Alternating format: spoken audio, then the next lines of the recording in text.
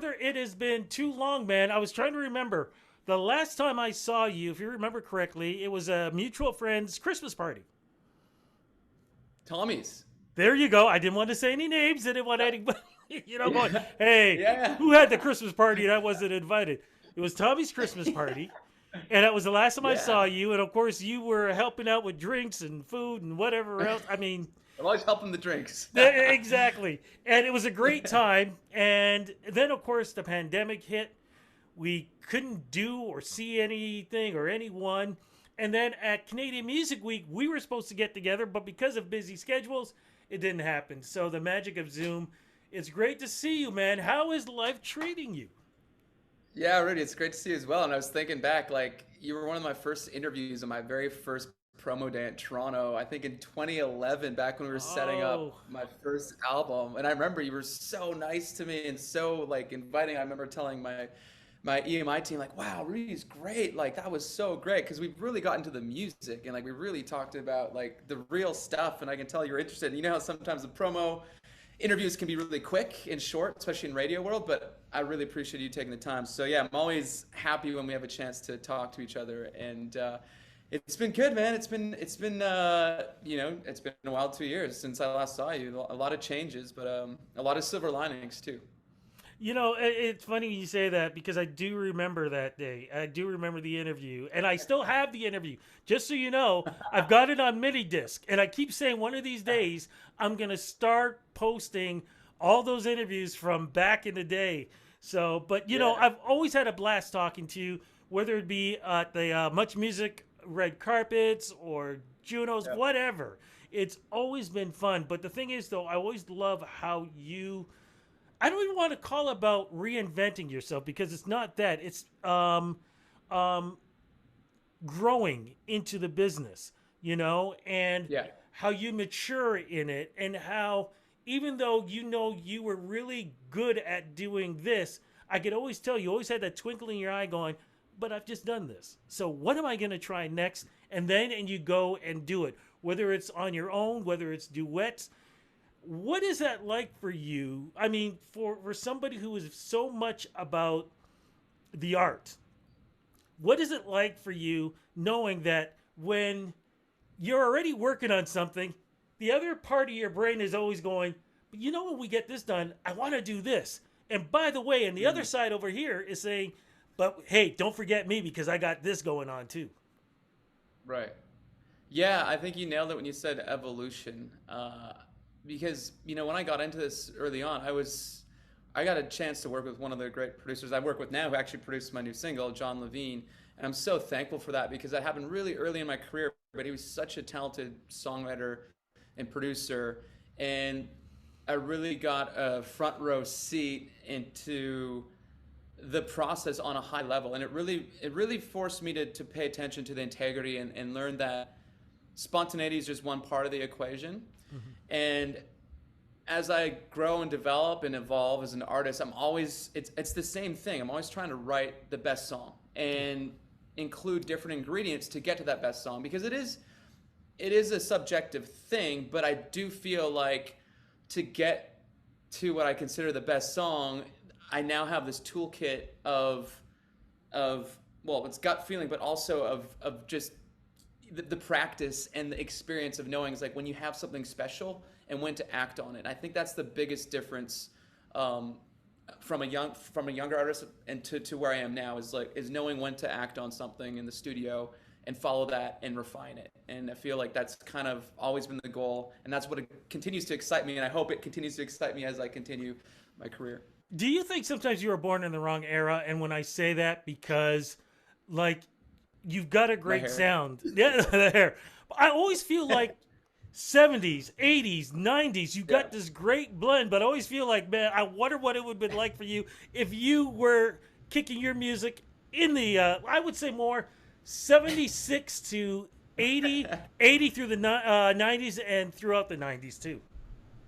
Yeah, I mean, I think I'm an old school musician in terms of like I'm class. Appreciate the classics, and I started with music first. And I think the industry now, there's incredible music out there, but it's less traditional in respect. Like now, kids are on Ableton and laptops and making incredible songs, and I really appreciate it. I really admire it. I think growing up, my idols were a bit more, obviously more in the classic realm. And when I, would practice as a kid at the piano, I would think about Jerry Lee Lewis.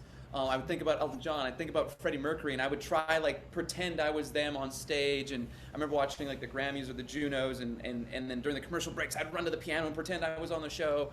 And I think I grew up with that as the barometer, and so that's always been my focus. And I think that's kind of that's why I'm a bit of a throwback in a sense creatively. Over the years, how have you changed? How has your music changed through learning the business and also having personal relationships? How did those two things affect how you write music and continue to write music? Yeah, that's a very good question. And they kind of like oil and water, like, or oil and vinegar, I guess. They're both opposite, but you kind of need both of them to be successful. Yeah, I've learned a lot on the business side, and the business has changed a lot. Yeah. Just the way consumers consume music. Everybody's now, instead of buying albums, it's like, let's put on the playlist, and it's not even the playlist of your favorites; it's a playlist of your mood. It's like, oh, put it on like the workout playlist or the relax playlist or the chill or the cooking or what, on and on and on and on.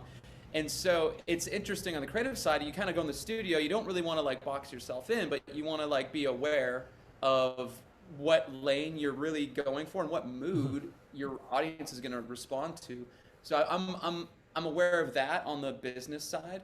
On the personal side, it's interesting because a lot of my personal experience feeds my creativity, and for this new record and this new I guess single, I had a really big change in my personal life, not just the pandemic, but I got out of a 7-year relationship, and then I experienced that breakup for a long time. So I wrote all these sad songs, but then I met someone new, and like I wrote all these new happy youthful songs, and so this album's kind of a mix of both. And even though it was really hard to go through the pandemic, go through a breakup, those things fuel every artist. We grab from those, and in a way, like that was one of those silver linings I'm alluding to.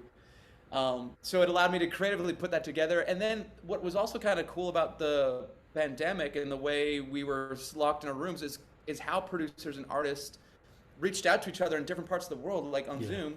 And I think half this record are Zoom songs, like songs we wrote over Zoom. But it was incredible because I'd be sitting in Vancouver with a producer in Sweden and a top liner in Nashville, and we'd have a song, and it was just kind of like, wow, this is actually, I don't think we would have got to this if we didn't go through the pandemic.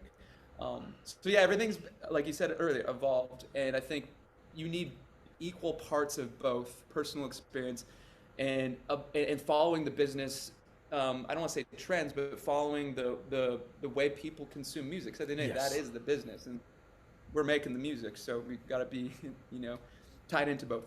What did you learn about yourself during the pandemic? I know for me, the fact of kind of like what you said, I don't let things stop me from doing things. I learned how to use Zoom. I was busy with Amazon, man. Okay, let me get this microphone. Let me get this. Let me try this. Oh, it works.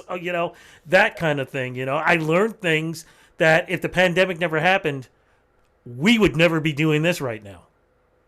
Totally. Yeah, no, I learned a lot on the personal side and the business side. I think business side, I did all these living room live concerts, which was kind of cool at first, like on Instagram, it was pop on living room live, and I built a little, I did a little 10-week consecutive concert live via Instagram, and like I brought on guests to talk. I brought on Jan Arden one time and Marius Trench and like wow, all these other artists like Brett Kissel, and we just did these little, it was almost like these discussions about how we were dealing with the pandemic, and it was really cool, and the fans really enjoyed it, and it was just something to kind of tie us over. Yeah, and then on the personal side, it was just things like, you realize things you really need in life and things you don't need in life, and I think those are the two biggest takeaways for me in those, during the pandemic, during those 2 years. Oh man, I so agree with you on both fronts there, man. Especially the second. Whoo! Yeah, we will talk, man. Over drinks, we will definitely talk, man. But this is Yeah, all about new music, a new era, a new time, new single. Let's make it yeah. official, man. What is the new single called, and The new how single's does it? called. Oh, hold on, hold Oh, on. We got to do this over again because I always like to make this official. What is the okay. new single called, and how does it represent you in this stage in your career? The new single is called "It All Comes Back to You," and it's about trying to move on from something, but realizing that your mind and your conscious is not necessarily a match for your your heart and the emotions that we are attached to. So yeah, that's the short story of that. That says a lot, though, man. Yeah. You said you wrote it during the pandemic, if I'm correct. Yeah, yeah. We wrote this. I wrote this with John Levine, who produced my first record, and this other writer named Liv Miraldi, who we met up in. Actually, this was one of the first in-person sessions in December. Actually, not too long ago. Like we're talking maybe 7, 8 months ago. Wait, and what part of the world were you recording this? We were in LA. We were in LA for Okay, this. because I was gonna say couldn't be Canada because we were shutting down and Yeah, it was just yeah, it was just a yeah. mess. Thankfully, I was able to meet with John, and we were testing and making sure we were all safe. And John's got an incredible studio that he built a few years ago, and it was the first week of like in-person sessions after doing a ton of Zoom sessions, and I just forgot how great it felt, especially because John's like a great musician and he has instruments all over his studio, and I'm a musician as well, and so part of like a big part of the songwriting that you lose in Zoom is the ability to sit down and just jam with someone else in real time. It's Yeah. really hard to do that on Zoom. And so this song actually started from a little jam. Like John was just kind of sitting with an acoustic, kind of like playing this little riff that you hear at the beginning of the song. And I was like, oh, that's kind of cool. It's got this like Latin vibe. And so like I sat down at his Rhodes and we just started jamming and we were just playing for. We didn't even think this was the song we were gonna write that day. Uh, and then or not Emily, sorry, before Emily, Liv was kind of like saying some melodies and we were just jamming, having a good time, and then eventually like we had a chorus and it's like, oh, here's the song. And so that wouldn't have happened previous, I don't think. I mean, I've still wrote a bunch of songs on Zoom, but just the way, the fashion that came to fruition, the old fashioned way of just sitting down, musicians just jamming, getting the feel, and then starting from there, I think was super super important for this one. What is it about you and your music that you could either, and not a lot of artists can do this, but you seem to be doing it every time you write a song. It can be either be sung by one person or it can be a duet. Why is that the way it is with every song you write? I don't know, man. Like, I think I write from my heart, and I know it's not might sound cheesy, but it's very like music has always been my release, and a lot of my material is about relationships, and you need two people in a relationship. So, I think there's always two perspectives as well. In a lot of in relationships there are two perspectives. So it all comes back to Liv happened to be a writer in the room, and initially we didn't start writing it as a duet, but she had such an incredible voice, and I was like, what if you sang on the second verse? Could this work as like two perspectives? And the lyric really did. It all comes back to you works for both people in a sense. So yeah, in terms of other songs on the record, there's definitely more that are definitely solo perspective. But yeah, I guess reminding me was a duet. It all comes back to his duet. There's another song on the record that might be a duet. So yeah, I get that perspective too. Now, we keep hearing the word record, record, record. Are we looking at an EP or album in the future? What's going on with this? I'm very. I signed a deal for an EP. I mean, sorry, for an album. So I'm hoping we get an album out. The whole album is done writing wise. We're just waiting to finish production on 4 of the songs. So, yeah, goal is full record, hopefully sooner than later. But Uh, business side here, still working on. yeah, we always know about that business side. What's happening with the summer, though? Shows, anything coming up? What's happening? Yes, so the new single's out. We're trying. I might go over to Germany because if you listen to the song, there's an artist named Emily Roberts on the song. She's from the UK. She's based in Germany and LA. She's incredible. And there's a festival coming up in September that we might be on. But beyond that, I think I might be doing some radio promo over in Germany in September, which is awesome. I'm excited for that. And then shows, we have a couple in the works, but I can't announce that yet until details are confirmed, because I hate putting it out there, especially this day and age with COVID. And I want to make sure what I tell my fans is going to be, is actually going to happen. So stuff's in the works. I dig it, man. Look, as we wrap this up, a lot of people, relationships broke up during the pandemic. Yeah. It has not been easy. What advice can you give folks out there who may have been in a long term relationship? Things didn't work out. They're on their own. With COVID out there, some people are afraid to even, meet somebody because they don't know what's going on.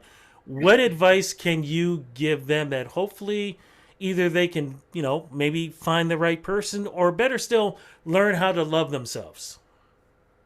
Yeah, I think you just nailed it, that last part. Just speaking from my experience, after the long-term relationship breakup, I was devastated, and I really, really just had to focus on myself and my health and my mental health, and not reach for the vices or the comforts that we often do when we're going through something hard. And it's challenging, but it is, in the long term, that's what's most important, because you become whole again. You become whole as one, so you can finally maybe go out there and meet someone else if that's what someone wants to do. But my advice would just be to focus on your health and your mental health. Take it a day at a time, and don't rush into anything. Great advice, man. Great advice. Hey, so I know people are listening in, but Tommy's got another summer party coming up. Are you going to be at it? I can. I'm actually in Kelowna, BC right now. Ah! This weekend for my dad's 65th birthday, and I'm gonna hang out there for the whole week.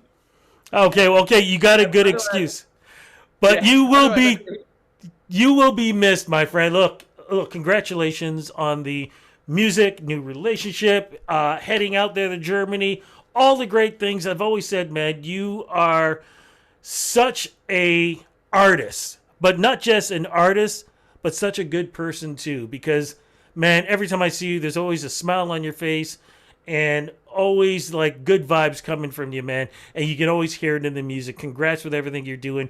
And thank you for letting me follow your career. Like, you've helped open the door for me too, my friend. Well, I sincerely appreciate that, Rudy. You are a class act, and I look forward to talking to you every time we do. So appreciate that. Thank you.